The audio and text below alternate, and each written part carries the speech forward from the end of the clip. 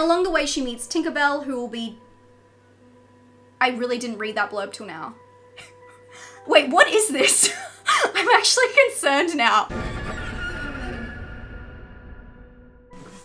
I mean, you can see the title. Every once in a while, I like to take one for the team. And I do think if there is a horror movie playing near me in cinemas, it is my duty in a way to go and watch it. And I hope going into this with low expectations may mean that I will be surprised. So I'm keeping my mind open. It does not sound like I'm keeping my mind open at all. But today I'm gonna go see Peter Pan's Neverland Nightmare. This is part of the Twisted Childhood Nightmare franchise. If you haven't heard of that, you can just take a look at what's in store. Some of these have already happened. This is the third film in the series. I did cover Winnie the Pooh, Blood and Honey 1 and 2 on my channel, and it was very interesting. So I'm back for more. I'm gonna see this one. I'm gonna let you know what I think. I'm really surprised it's playing at the cinemas here. We're not even getting Sinners until April. We're not getting Opus at all, but we're getting Peter Pan's Neverland Nightmare. Okay. The film is about Wendy Darling, who strikes out in an attempt to rescue her brother Michael from the clutches of an evil Peter Pan. And along the way she meets Tinkerbell, who will be... And along the way she sees Tinkerbell, who will be seen taking which she thinks is pixie dust. I really didn't read that blurb till now. Wait, what is this? I'm actually concerned now. The tagline is every parent's worst nightmare, and I'm not a parent, but I wonder if it will be my worst nightmare anyway. I'm actually going to put a little bit of spoilers into this. It depends how the film turns out, but I do think that a lot of people may not necessarily be watching it, and I wanna, give you the insight, give you some details. So this is gonna be a little bit different today. Joke's on you, Peter Pan, because I only paid $9 to see this film after using all of my reward points. But I do get to see it in a recliner at 5 p.m. and I'm pretty sure I'll be the only one in the cinema for that session. But it's only an 89-minute runtime, so without further ado, let's make this happen. Let's make magic happen. Oh my God, poor Tinkerbell. Why did they do that to her? Let's go.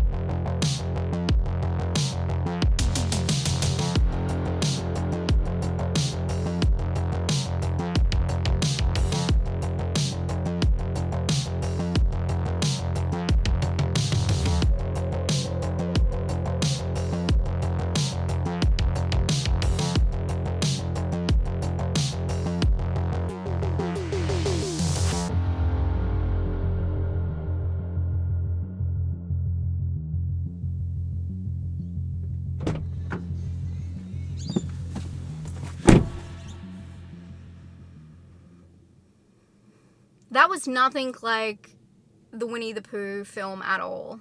What I just witnessed was actually disturbing, which I was not expecting. In the Winnie the Pooh film, especially the first one, it feels like they take themselves too seriously for what the film is. I feel like in the second Winnie the Pooh, they kind of lent into it more.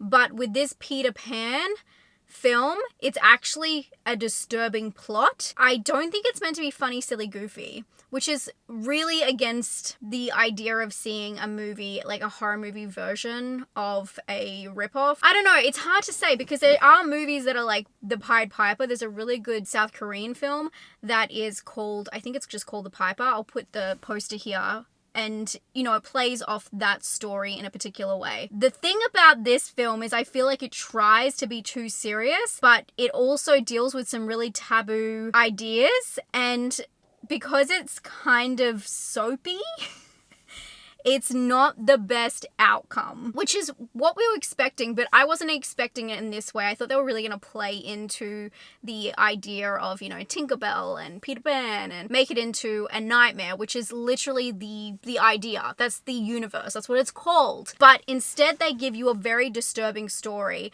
and I'm so glad I decided to put some spoilers in here because I do think it's very important when talking about this movie, and I'm gonna get into them right now. This film has no Neverland. The film is not about Peter Pan's Neverland. It's about a deranged person who is stealing children, and over time we see some of the victims be kind of chosen for him to take to Neverland, which means them, or keeps them and tortures them. And surprise, surprise, Tinkerbell, what we read in the blurb is really nothing to do with her character, and she ends up being the best character in the film. I wouldn't say it's nothing to do with her character, but she actually has the best character arc, or the best backstory that is the most well explained. The thing I'm going to tell you right now, Peter Pan is obviously has got many issues, but the movie really is all about mummy issues, and Peter Pan I can't believe I just say Peter Pan. He sprinkles these little nuggets of what may have happened to him in the past and what his mother may have done to him that made him like this. So it seems like he's regressing into the story of Peter Pan, which at the very start, they do a little storybook introduction, and then they get into him trying to steal a child. And it's giving Pennywise, because he pops up from the middle of this family's trap door. They have a trap door in their lounge room, which is totally the norm. Who doesn't have a trap door in their lounge room? And although he looks a little bit Evil Dead here, he is Pennywise. He's saying, come down here, you know, it's all fun and rainbows down here. And he's trying to steal him, and then it goes to 15 years later, a total time jump where he's doing it to another boy. And when he takes this boy, that's when his sister, who is also having, I wouldn't say mummy issues, but has mother issues with her mother, who is not understanding the path in life she wants to take. They're kind of butting heads, and then she is somehow responsible for when her brother goes missing, and so she needs to find him again to mend the relationship with her mom and obviously save her brother. But that's the whole thing, is about Peter Pan's mummy issues, which it ends up kind of traumatizing him, and that's his backstory as to why he's evil. But Tinkerbell has a hard open, because the first time you see her, it is indeed what the blurb said. There are holes all over. There is lumpy bumpy moments, and it is and a very intense, like, hard sell. It's not a soft launch into her addiction. It's a hard launch. And I was very worried from the start because of that. But she actually gets a really interesting backstory. And although I don't really feel like it's my place to say, I did find it to be an interesting allegory for how marginalized people can be taken advantage of.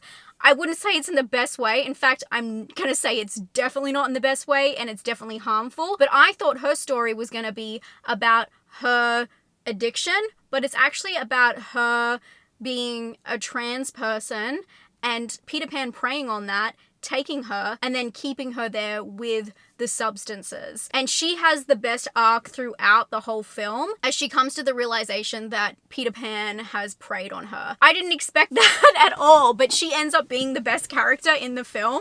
But honestly, it's not that hard, because the rest of them, the acting is so soapy, the lines are so strange.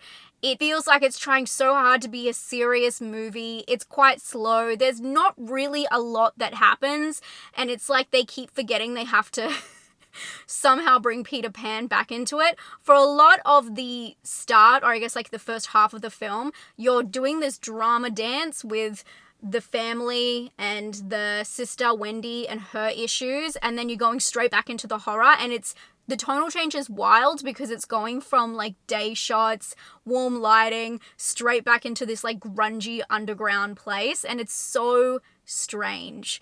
So it is just kind of all over the place. It's trying really, really hard. I mean, the fact it got into cinemas, I think, is pretty wild, because On top of all of that, the reason I think it is so disturbing is because of some of the graphic scenes. The things that happen, especially to Tinkerbell, are outrageous. There is certain scenes of things getting, that's just not even Tinkerbell's sitch, but there's things being put into people, and there's a lot going on, you know, people losing limbs. There's a lot. It's really gives kind of like art, Terrifier, a run for its money at a certain point. It takes it there. I was very surprised watching that at the cinema for so many reasons. But at the end of the day, it is not a good film. It is very slow. It is all over the place. The prelogue story doesn't quite make sense with anything that's going on.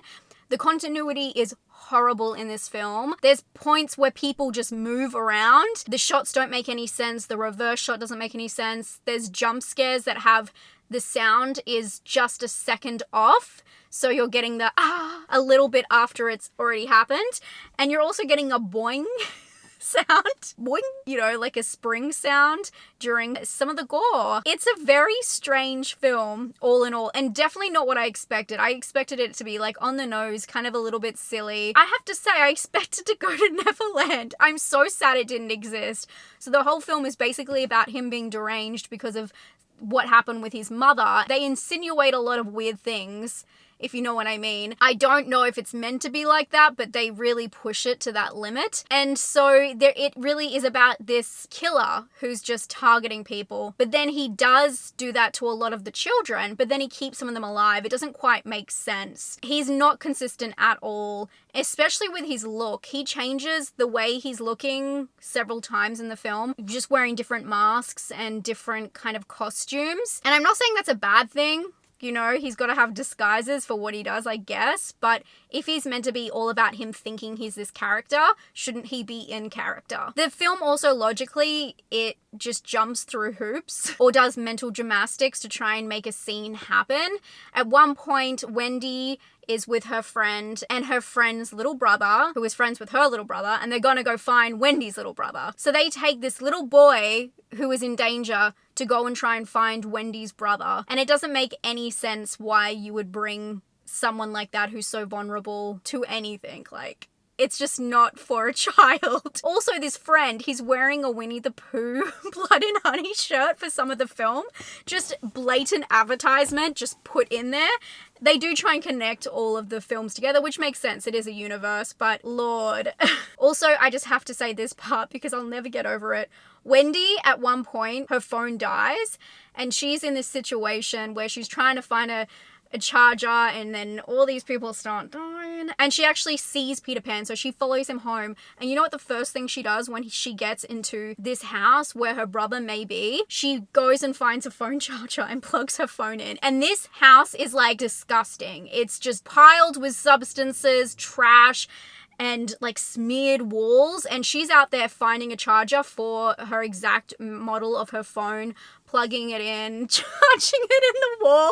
I've never seen anything like that. Obviously, that's a huge trope in horror movies where your phone dies, but I've never seen anyone go to the killer's house and plug their phone in and wait for it to charge. I say this all, but you need to remember that this is actually trying to be serious. So even though it sounds funny, and of course that would be in a Peter Pan horror movie, in these moments in this film, they are being dead serious. Either way, I thought it was way more disturbing, the content, especially like stealing the children, preying on vulnerable, you know, children as well, but vulnerable people, the substance abuse. Then there's a lot of insinuation about his relationship with Tinkerbell, and when you realize that he got Tinkerbell when she was very young, it's icky. It's icky. It definitely belongs on a disturbing list, but I will not be recommending it to any of you guys. Although I will say maybe the most disturbing part of the whole screening is not a spoiler. It was the fact that when I got in there were two other people, and it was a couple sitting a couple rows behind me. And then when the film finished, they were just making out. And I had to wonder if they were there doing that the whole time and I was watching that movie. It's disgusting. Not in front of Peter Pan. Anyway, that is my experience. I saw it so you guys don't have to. It is a disturbing movie that has a lot of graphic scenes. Honestly, it's a lot. What happens to Tinkerbell is really messed up. There are a couple more surprises. I don't want to bore you with the details. Also, you probably will be able to tell by this if you're going to watch it in full anyway. I'm going to give this one a 3 out of 10. For personal, for originality, I'm going to give it like a 1. And for scare, I'm going to give it a 7 for the graphic scenes. It honestly does deserve it. I hope you enjoyed this video. Please, please make it worth it. Don't forget to subscribe if you want more recommendations of what to watch and what not to watch with horror movies, thrillers, and disturbing movies. I also have a upcoming video about what you should be looking at on streaming platforms in March. There's a lot of good picks in there, so make sure you subscribe, and I'll talk to you all very soon. Stay safe and stay spooky. Bye, friends.